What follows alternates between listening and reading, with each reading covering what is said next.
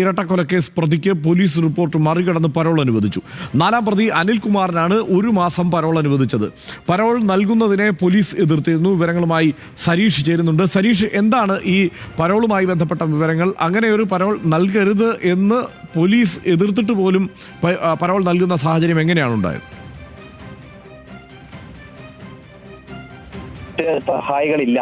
അതുകൊണ്ട് തന്നെ 1 മാസമെങ്കിലും പരോൾ അനുവദിക്കണം എന്നാവശ്യപ്പെട്ടായിരുന്നു 4ാം പ്രതിയായ അനിൽകുമാർ പരോളിന് അപേക്ഷിച്ചത്.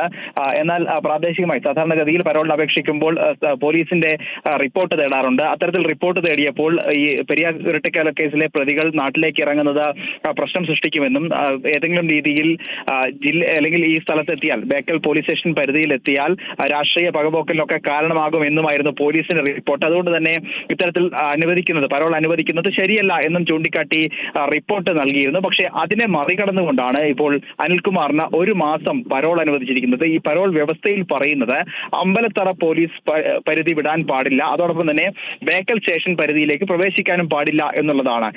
നിലവിൽ ഈ അച്ഛനും അമ്മയ്ക്കും വാർദ്ധക്യ സഹജമായ അസുഖങ്ങളുണ്ട്, അതുകൊണ്ട് അനുവദിക്കണം എന്ന് പറയുമ്പോൾ ഇവർ രണ്ടുപേരും താമസിക്കുന്നത് ബേക്കൽ പോലീസ് സ്റ്റേഷൻ പരിധിയിലാണ്. പക്ഷേ ആ പോലീസ് സ്റ്റേഷൻ പരിധിയിലേക്ക് ഈ അനിൽകുമാറിന് പ്രവേശിക്കാൻ പാടില്ല. നിലവിൽ മറ്റ് ബന്ധുക്കളോ ഒന്നും തന്നെ ഈ അമ്പലത്തറ പോലീസ് സ്റ്റേഷൻ പരിധിയിൽ ഇല്ല. സ്വാഭാവികമായും എന്തുകൊണ്ട് ഇത്തരത്തിൽ വ്യവസ്ഥ വെച്ച് ഈ ജാമ്യം അനുവദിച്ചു എന്നുള്ള സംശയമാണ് ഇപ്പോൾ നിലനിൽക്കുന്നത്. അതോടൊപ്പം തന്നെ ഈ രക്ഷിതാക്കളുടെയും ഈ 2 ഇരട്ടക്കൊലപാതകത്തിൽ ഇരയായ രണ്ടുപേരുടെയും രക്ഷിതാക്കളും ഇത്തരത്തിൽ പരോൾ അനുവദിക്കരുത് എന്ന് ചൂണ്ടിക്കാട്ടി സർക്കാരിന് നിവേദനം നൽകിയിരുന്നു. അതും പരിഗണിക്കപ്പെട്ടിട്ടില്ല.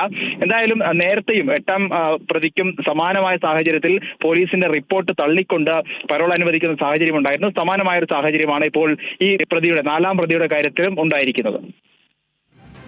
സരീഷാണ് വിവരങ്ങൾ നൽകിയത്.